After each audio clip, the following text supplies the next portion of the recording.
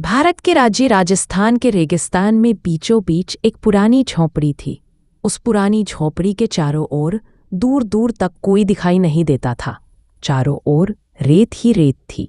पिछले कई सालों से करीब 90 साल का साधु उस वीरान झोंपड़ी में अकेला रहता था। वो एक साधक और तांत्रिक शक्ति जानता था। वो बिना खाए पिए कई महीनों तक रह लेता था। एक दिन संध्या के समय वो झोंपड़ी के बाहर ध्यान में बैठा था। अचानक एक जवान और खूबसूरत लड़की उसके सामने आकर खड़ी हो गई। साधु की नज़र उस पर पड़ी और वो देखता ही रह गया। वो लड़की इतनी सुंदर थी कि साधु उसके ऊपर से नज़र हटा नहीं पा रहा था। कुछ देर तक ऐसे ही ऊपर से नीचे तक देखता रहा। उसकी आंखें बहुत सुंदर थी। पतली कमर और कोमल त्वचा उसकी खूबसूरती में 4 चांद लगा रही थी। साधु उसे देखकर मदहोश हो गया था, लेकिन वो रेगिस्तान में सफ़र करके थक चुकी थी। साधु से रहा नहीं गया। उसने पूछा, कौन हो तुम और इस रेगिस्तान में अकेली क्या कर रही हो? लड़की ने बताया, मेरा नाम राधिका है। मैं इस रेगिस्तान में भटक चुकी हूँ और रास्ता भूल गई हूँ और मैं केदारनाथ जाने के लिए निकली हूँ। राधिका ने पूरी सच्चाई साधु को नहीं बताई। संध्या काल थी। कृपया मुझे एक रात यहाँ रहने दो, सुबह होते ही मैं चली जाऊंगी। साधु मन ही मन मुस्करा रहा था। उसने कहा, ठीक है, तुम आज की रात यहीं रुक जाओ। वैसे भी अंधेरा होने वाला है, रात हो चुकी थी। राधिका और साधु उस झोपड़ी में चले गए। राधिका थक चुकी थी। वो लेटते ही गहरी नींद में सो गई, लेकिन साधु को नींद नहीं आ रही थी। राधिका उसके सामने ही सोई हुई थी, लेकिन थोड़ी दूर थी। साधु करवट बदलकर उसके सामने सो गया, लेकिन वो राधिका को घूर रहा था। वो उसे कुछ घंटों तक ऐसे ही घूर रहा था। मध्य रात्रि हो चुकी थी। राधिका गहरी नींद में थी। साधु को नींद नहीं आ रही थी। वो उठा और राधिका के पास जाकर खड़ा हो गया और उसे ऊपर से नीचे तक घूर रहा था। राधिका का चेहरे की ओर देख रहा था। वो नींद में थी। उसके बदन पर से चुनरी गिर चुकी थी। उसकी कमर और नाभि दिख रही थी। साधु धीरे धीरे उसकी ओर पास जाने लगा। साधु ने उसकी पतली कमर पर हाथ रखकर सहलाने लगा। तभी राधिका को महसूस हुआ कि उसके पास कोई खड़ा है। वो अचानक जाग गई और बोली, आप यहाँ क्यों खड़े हैं? साधु बोला, मैं तुम्हें पूरी रात देख रहा था। जब से तुम्हें देखा है मुझे नींद नहीं आ रही है। राधिका को डर था कि ये साधु मौके का फायदा ना उठा ले। वो घबरा गई और बोली, आप सो जाइए और मुझे सोने दीजिए। इतना कहकर वो सो गई, लेकिन वो सोने का नाटक कर रही थी। साधु वापस अपने बिस्तर पर सो गया, लेकिन वो भी सोने का नाटक कर रहा था। सुबह होने वाली थी। राधिका सोच रही थी, सुबह होते ही यहाँ से निकल जाऊंगी।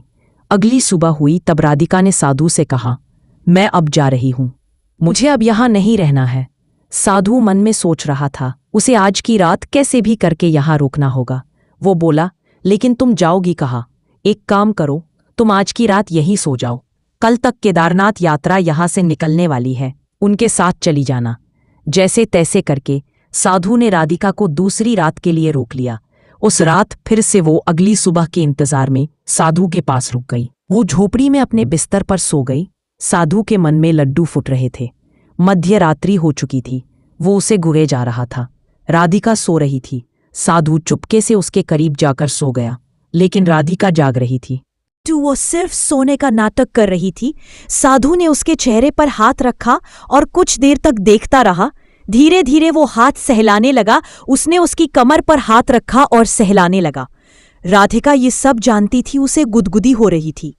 साधु ने नाभि के नीचे हाथ जाने दिया और अचानक राधिका चिल्ला के खड़ी हो गई, लेकिन उस वीरान जगह पर उन दोनों के सिवा कोई नहीं था। उसने साधु को चांटा मार दिया और बोली, तुम मेरे अकेली होने का फायदा नहीं उठा सकते। लेकिन साधु मन में मुस्करा रहा था, पता नहीं क्यों। राधिका बोली, मैंने तुम्हें चांटा मारा, फिर भी तुम मुस्करा रहे हो, तुम्हें शर्म आनी चाहिए। फिर भी साधु मुस्करा रहा था। वो बोला, मैं सब जानता हूं तुम कौन हो और कहाँ जाना चाहती हो। ये सुनकर राधिका सोच में पड़ गई। उसने साधु से उलझना ठीक नहीं लगा। वो वापस सो गई। उसने सुबह होते ही निकलने की ठान लिया। जब सुबह हुई वो निकल रही थी। साधु ने पूछा, तुम केदारनाथ के यात्री आने तक रुक जाओ, डरो मत, मैं तुम्हें कुछ नहीं करूंगा। वो यात्रियों की राह देख रही थी। देखते देखते शाम हो गई, कोई नहीं आया। साधु ने फिर से उसे रात्रि के लिए रोक दिया, ये कहकर कि मैं सब। साधु ने फिर से उसे रात्रि के लिए रोक दिया, ये कहकर कि मैं सब कुछ जानता हूं, तुम्हें कल तक सब पता चल जाएगा। वो राजी हो गई ये शर्त पर कि वो आखिरी रात होगी, अगर साधु उसे फिर से रोकने कोशिश करेगा तो भी वो चली जाएगी। उस रात फिर से दोनों सो गए। मध्य रात्रि हुई। राधिका गहरी नींद में थी और साधु उसके पास जाकर सो गया। वो पूरी रात उसके साथ सोता रहा।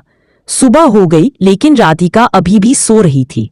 साधु ने उसके मुंह पर पानी डाला, तभी उसकी नींद खुली। वो अजीब सा महसूस कर रही थी। उसे उठा नहीं जा रहा था।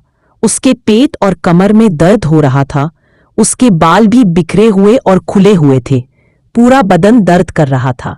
उसके कपड़े भी खुले हुए थे। उसे साधु पर शक हो गया था, इसने जरूर रात को मेरे साथ कुछ किया है। साधु बाहर चला गया। सुबह हो चुकी थी। वो खड़ी हुई और कपड़े पहनकर बाहर आई तो उसने देखा उसका पति विक्रम बाहर बैठकर उसके आने का इंतजार कर रहा था। उसने पति विक्रम को देखकर वो भागी और गले लगा लिया। वो उससे गले लगाकर फुट फुट कर रो रही थी। उसने सारी सच्चाई अपने पति विक्रम को बताई। वो 3 रात से यहाँ साधु के साथ सो रही थी और साधु की सारी सच्चाई बताई। वो इधर उधर साधु को ढूंढ रही थी लेकिन साधु वहां था ही नहीं। विक्रम मन में मुस्करा रहा था। राधिका बोली, मैं रो रही हूं और तुम मुस्करा रहे हो। राधिका उलझन में पड़ गई। तभी विक्रम ने उसे बताया, मैं सच जानता हूं वो साधु कहाँ गया है। उसने कहा तुम मेरे साथ घर चलो, मैं रास्ते में सब बताता हूं। वो रेगिस्तान में चलते घर जा रहे थे, तभी वहां से एक ऊंट चलता हुआ उनके पास आया और वो ऊंट पर बैठकर निकल पड़े। विक्रम ने राधिका को बताया कि जिसके साथ तुम 3 रात से सो रही थी वो मैं ही था। राधिका मुस्कराई लेकिन अभी भी उलझन में थी। विक्रम ने बताया, दरअसल मुझे एक साधु ने श्राप दिया था। पिछले कई सालों से मैं तुम्हारा इंतजार कर रहा था। मुझे मालूम था तुम मुझे ढूंढते हुए जरूर आओगी। मुझे श्राप था कि मैं ये सच्चाई में किसी को नहीं बता सकता था। अगर बताता तो मेरी मौत हो जाती, इसीलिए मैं चुप था। लेकिन जब कोई सच्चा प्यार करने वाला तुम्हें 3 रात तक तुम्हारे पास सोएगा, तभी तुम इस श्राप से मुक्त हो पाओगे। इसीलिए मैंने तुम्हें 3 रात तक रोक के रखा। मुझे मालूम था तुम जरूर आओगी, इसलिए मैं तुम्हारा इतने सालों से इंतजार कर रहा था। मेरे पास इंतजार करने के अलावा और कोई रास्ता नहीं था। आपको ये कहानी अच्छी लगी तो ठाकुर ब्रदर्स वाइन्स चैनल को सब्सक्राइब जरूर कर लीजिए। मिलते हैं अगली कहानी में। तब तक के लिए अपना ख्याल रखना।